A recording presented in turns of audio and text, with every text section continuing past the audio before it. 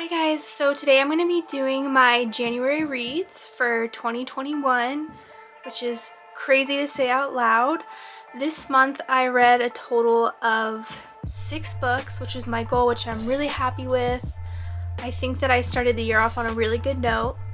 My book choices are a little bit different because I am reading everything that's on my bookshelf and I'm reading everything that I have previously read beforehand.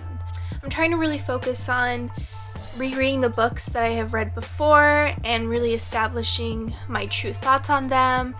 And to be honest, I'm kind of bored. Like, I want to read old books, like old books that were around in the 2010s, 2011, 2012, books that I never read when I was working full-time and when I was going to school full-time. So that is what this channel is going to be more focused towards. So if you want a throwback and you want to know about books that not everyone's reading right now in the booktube community, then I am the channel for you, and it would be awesome if you would subscribe, comment down below, like this video, just give me any input. So now we're just gonna get right into the books. So I am gonna be going from my least favorite book to my most favorite book this month. And I read mostly all YA and middle grade books, kids books. That's where I'm at right now. I want to read happy, fun things. So my least favorite book of this month was actually a book from my Cheetah Girl bind up.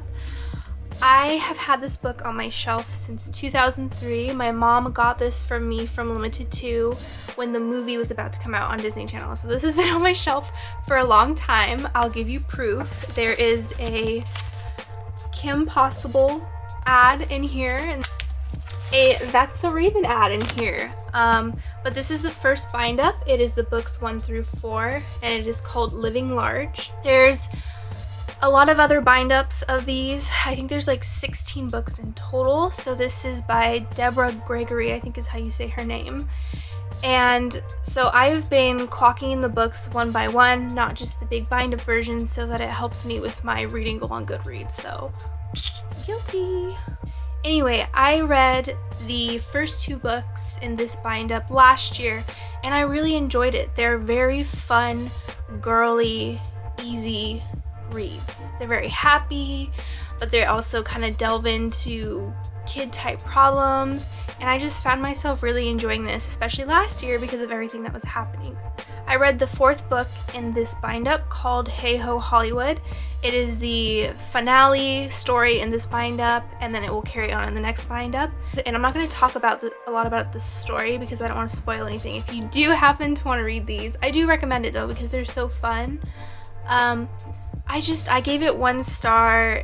It just felt like it was the book with the least amount of plot. It basically was the book with the least amount going on. I didn't find myself enjoying it.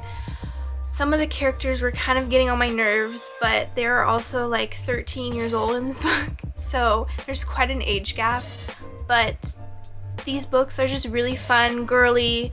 If you don't know what this book's about, it's about a girl music group trying to find their way to the top. So this was one of my least favorite reads of the month, but I will be continuing on with the series. My next least favorite book I'm so sad about because I read this book back in 2011 when I was a freshman in high school, or a sophomore.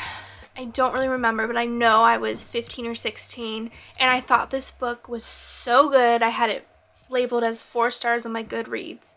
But unfortunately my thoughts on this book has changed, and this book is Virtuosity by Jessica Martinez. I know this book wasn't very popular back then in the booktube community, but I picked it up at my school library and that's how I read it, and I fell in love with the story. I have different thoughts on it now. I did end up giving it 1 star, but it was more because I was disappointed. If you don't know what the story is about, it's about a girl named Carmen that competes in the classical music community as a violinist, and she's very popular. She's won a Grammy. She's competing with all these prestigious awards and accolades. And basically she meets her biggest competitor named Jeremy, who is a fellow violinist, and they fall in love. Other things happen along the way, and the story itself had so much potential, but it just wasn't executed that way.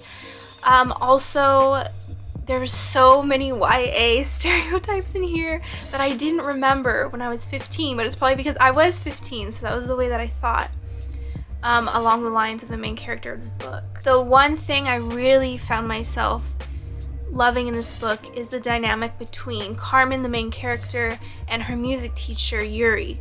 It was such an interesting dynamic. I wish the book would have delved more into that part of the story. However, this is a very easy, short read, and there is a little bit of a plot twist at the end that I thought was amazing back in the day, but it's not so amazing now. But I was happy that I reread this, and it is a very interesting storyline, and if this is a book that's still sitting on your shelf, it's a quick and easy read, perhaps that you could do for like a readathon or something. My next least favorite book I read this month is Compulsion by Martina Boone. This is the first book in the Heirs of Watson Island series. I hadn't heard about this series before. I think this was published in 2012 as well, but it's been sitting on my shelf for a long time, so I decided to pick it up. Now, this book had such an interesting premise. It's basically about this girl that has to move from California because of some tragedy that's happened to where her mother grew up, which is, I think it's either North Carolina or South Carolina. She has to go back to her mother's, where she grew up, and that happened to be on a plantation, and this plantation has a curse on it, and I just thought it was going to be a really cool read, and unfortunately it just wasn't executed the way that I wanted it to be. The story plot was very slow but then very fast. We follow this girl named Barry and her relationship with her next door neighbor's son. There is a lot of magical elements in this book, so if you do like that, I would recommend it, or if you love the South and anything to do with the South. I do have the second book. I don't know if I'm gonna read it or not, but again, another book that had a cool storyline, but it just wasn't executed the way that I wanted. Alright, and my next book I'm super excited for. This is actually my third time reading this book. I have read this book once in 2013 and then another time in 2014 because I was trying to read the whole series, but I didn't get to it. I remember watching the movie that was made in 2006, and at the time I loved it. I was also very young at the time. Now that I've watched it again, it's not my favorite, but what has kickstarted my love for this series again is the adaptation they're doing on Amazon, and that show is Alex Rider. So I went ahead and picked up the first book in the series, which is Stormbreaker. I gave this book 2 stars. It's probably gonna be 2.5 stars. It was a really fun book. I really like the main character, Alex Rider, and his dynamic with the adults and everything that's going on in the spy world. However, I know my score was impacted with this book because this is my third time reading it, so I know already what's going to happen, but I'm so excited to get back into this world. It's so fun. It's very action-packed, which I found myself really liking. There's not romance in here. There's not really that young adult angst quite yet since he's 14, and I love the Amazon show. If you haven't seen it, I would highly recommend. It doesn't follow the books necessarily, but it takes the same storyline and tries to vamp it up, which I really like. So I'm excited to keep on reading the series, and they're really fun, fast reads to get through. This is the 5th book that I'm going to be talking about, and it's actually another book from the Cheetah Girls bind up, and that book is called Who's About to Bounce. This is the 3rd book in the bind up, so I read this one before I read the other one, and I just found myself really liking this story. I give it 3 stars. I just think that Disney Plus really should take the Cheetah Girls story of these books and adapt it to a series. I think it would do so well. The movies didn't follow the books closely at all, and it's just super interesting, the dynamics that are put in this book. Basically, in book 3, we follow Dorinda, one of the Cheetah Girls, and her life being a foster child. And for a children's book, it surprisingly was very, very, very serious, but in a way where like a child could understand, and they could understand like the seriousness of that issue. And I just found myself being totally enthralled in this short little story about this girl and her trying to figure out her life as a foster child and then her life as a cheetah girl, and it just was the perfect mix of fun but also, you know, mixing in a topic that's very serious and that's not talked about a lot, so I really liked that. Alright, and my last book that I read this month was actually the first book that I read this year, and I read it in a day. I read it on January 1st. I read it completely in a day. I've never read this book before. This is my first time reading it, and since I saw that Netflix is going to be turning it into a show, I thought I must jump on into it while I can. If you would like a video, a reaction video, a review video on my thoughts for a first-time reader reading it now, I would happily do that for you. And without further ado, that book is Shadow and Bone by Leigh Bardugo.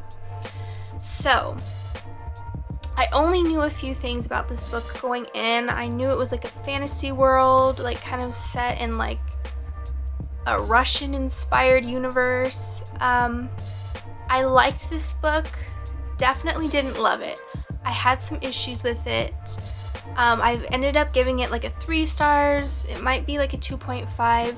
The main reason I really enjoyed this story was the author's writing is very, very quick to read. The story started very quickly, ended pretty quickly, and I really did enjoy the story. The characters, on the other hand, I didn't really fall in love with the characters. I feel like there's not much connection with them yet, especially with our main character, Alina. I don't really know how I feel about her as a main character yet. I'm sure the author's gonna try to keep her as like a Katniss type character in this book. But I went into this book thinking that it was going to have a huge ensemble cast, but we didn't really get to see that. It was just cut off right at the end, as you know if you've read this book, so I'm excited to see how this series goes about and if I end up really liking it. So those are all the books that I read this January. Thank you so much for watching. I plan to do a February TBR if I have the time, and yeah, thank you so much for watching, and please let me know down below any comments you have, any questions, anything you'd like me to do. And yeah, so thank you so much for watching, and I'll see you guys next time. Bye. It's about a girl group. A girl music group.